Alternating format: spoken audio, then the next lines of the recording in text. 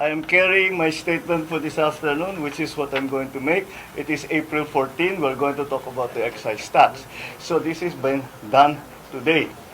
And I challenge anyone who are saying that I am sick, that they come and exercise with me. We will see who is stronger. You come to the gym with me. Tingnan natin kung sino mas malakas magbuhat ng weight. Pero alam mo, gusto ko nga sabihin, ang mga kababayan naman natin, ngayon, tiniyak ko na makita ninyo na hindi totoo yung mga sinasabi nila, na kasinungalingan yan. Kaya mula ngayon, yung mga taong yan, na nagsabi sa inyo na may sakit ako, na baldado na ako, ngayon alam ninyo, puro sinungaling ng mga yan. Kaya't lahat ng sasabihin ng mga yan, kasinungalingan. Kaya't huwag nyo nang paniwalaan kung sino man yung mga yun. Now you know who the liars are and who is telling the truth. And once again, I think it's very, very easy and very clear that I'm in very, very good health. I just had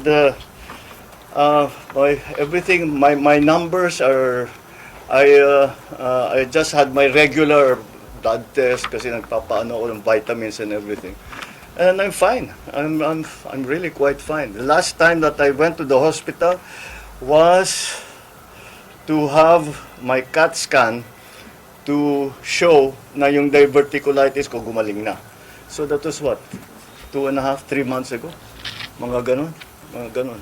So that's all these reports of me going to the hospital. I haven't been to the hospital for 3 months, and even then it was just to have a CAT scan, because the CAT scan to tell my doctors if the diverticulitis has completely been fixed, and it was, and I'm done. My diet is back to normal. My exercise is back to normal. I still exercise 3-4 times a week. I'm watching my food better than before. But you know, so people. Medicine, sir? I'm sorry. Maintenance medicine. Maintenance medicine for I have two. One for gout, which is lopurinol. Mga nasa lahi namin mga Ilocano magka-gout eh. And the other is for high blood pressure, for hypertension. Those are the only two medicines that I take. The others that I take are nothing really. When I have allergies, I take an antihistamine. Pero wala naman ngayon. Aside from that, that's it. I'm not a great believer in supplements. If you eat well and you exercise regularly and you get regular sleep, yun lang medyo kulang ako yung tulog. But otherwise, everything is normal. And I'm happy to say that I'm healthy. You want me to do more jumping jack? Army dozen. I can do the army dozen. Nag-army dozen ako kuminsan. All right. Anyway, down to serious business. I'd like to cover some points that we have been discussing again together with the different agencies and including the Uplift committee. And we have some further announcements. Well, first of all, we are able to say that these are the steps that we have been taking so that we are trying to alleviate and try to mitigate the effects of the oil crisis.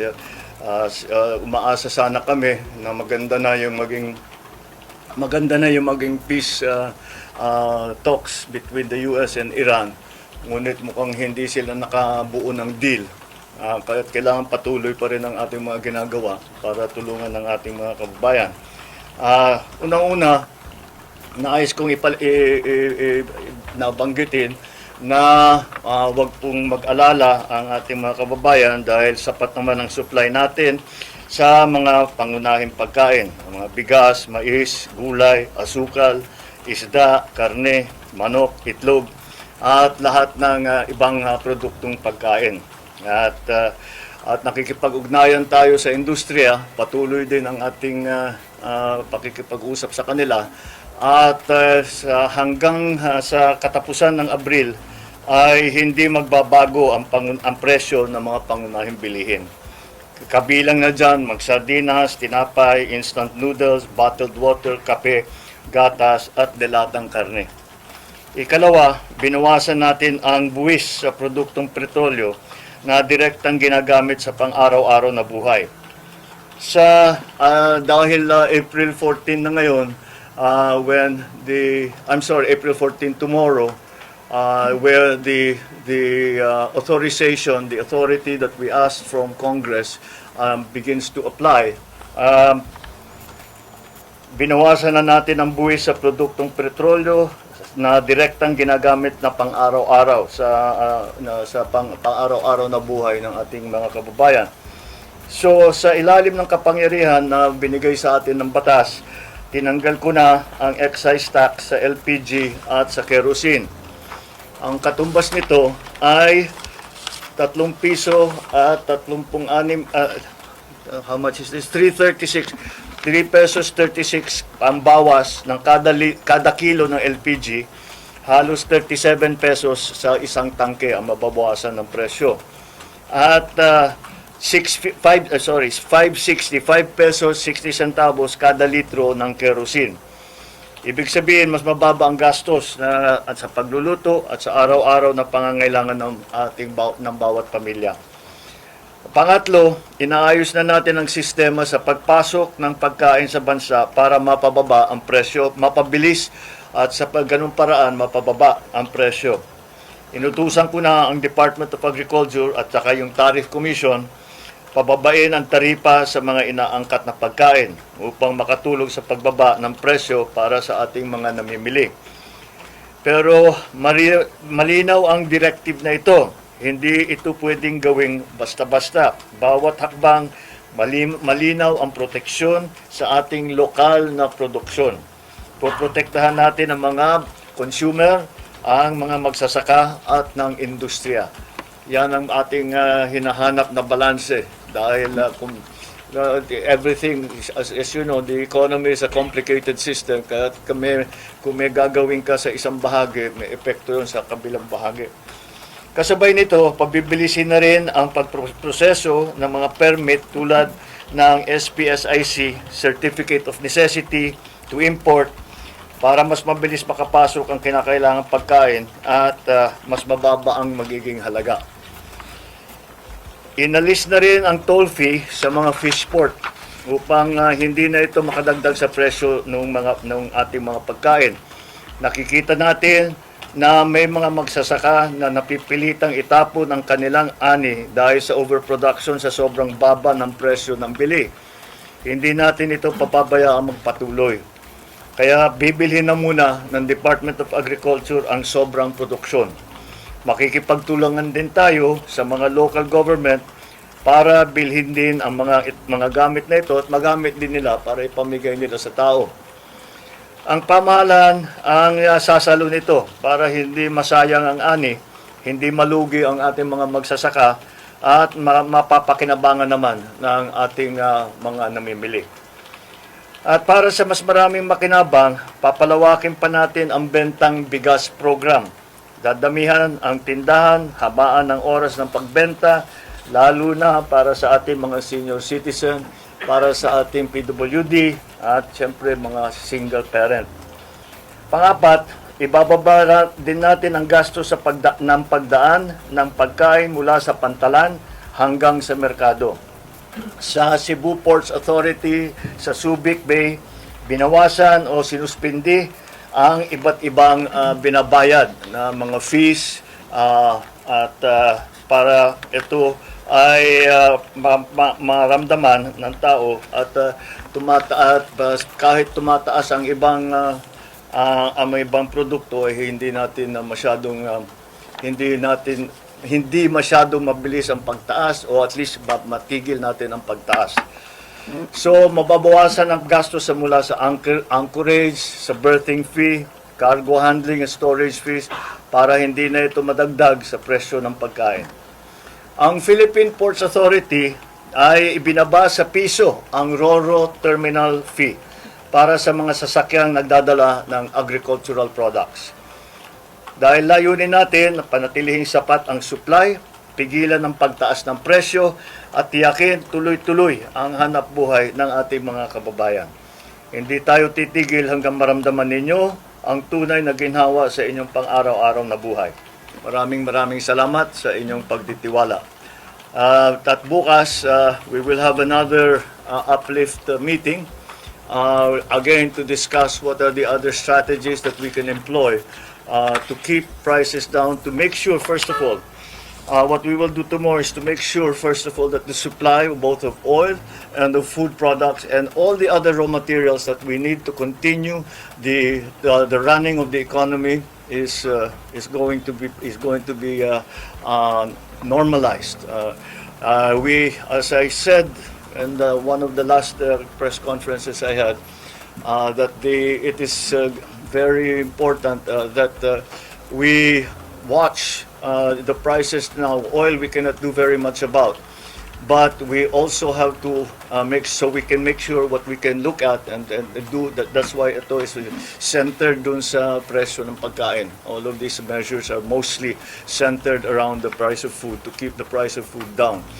The supply of food as well is also something that we think we can assure the public of, that maganda naman ang takbo so far ng ating sa agrikultura.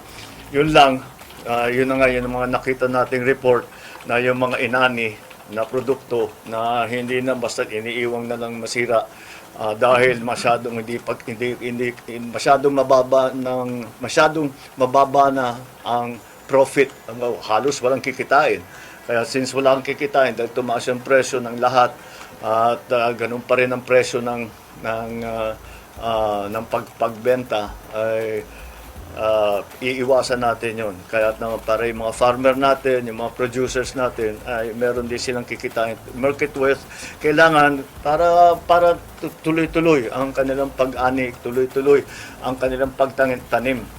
Dahil yun na nga, yung ina-assure natin yung supply ng pagkain. Supply at saka presyo. It is the balance that we are trying to achieve because simple lang naman ito. Kapag it's the same as kagaya nung nakita ninyo sa langis. Kung masyadong babain ang presyo ng langis, ay sasabihin ng mga importer, hindi na kami kikita, hindi na kami mag-i-import. Masisira naman yung supply natin. Okay? It's the same thing. Yung mga farmers, sinasabi nila masyadong mataas na ang binabayad namin doon sa transportation cost, sa lahat ng mga iba't ibang cost. At mababa pa rin ang presyo ng pagkain, ng kanilang ani. So hindi na sila kikita, kaya hindi na binababa. Hindi na dumadating sa merkado yung kanilang produkto. Kaya aayusin natin yan. We will continue to support the farmers, but we will also keep the prices down. The gap that we have to close will be closed by government. It will be government funds that we will have to use. We will have to take funds from other projects, other programs to make sure that is something that we have attended to. All right, so that's basically the announcement for today. I know that people have been asking about what we are going to do about the excise tax. I hope I have provided the answer for you today, and that will be again a point of discussion for us tomorrow at the uplift meeting. And that's it for now. Thank you. Sir, how about the VAT po on How fuel about- products? Will it be discussed din sa uplift meeting? Yung sa VAT, there are calls rin po to suspend the VAT. I think it's time to explain. You know, here's the thing with the VAT, especially the VAT on oil, on petroleum products. The VAT on petroleum products, we are going to get a windfall profit from that because tumaas yung presyo ng crudo. And because of that, all the importations will have at the present VAT rate, we will get extra funds from that. If we take away the VAT on petroleum products, it will only help the petroleum market. What we need is funding to help the entire society. Hindi pwedeng yun lang, titignan lang natin is the petroleum. Kasi sinasabi ng mga tao, bakit puro transport workers lang ang tinutulungan nyo? Paano kami? Bakit the other? We also have to take care of the other sectors. So with the additional funding that we will get from the VAT collections, yun ang gagamitin ngayon natin to provide.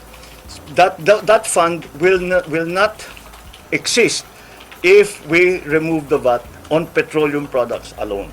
So that's the reasoning behind. We will still examine it. You know, like I keep telling you, there's nothing that we are not looking at as a possible option. We are looking at all the options. If the time comes that it really calls for, the time will come that VAT should be brought down for whatever products, then we will certainly study it very well.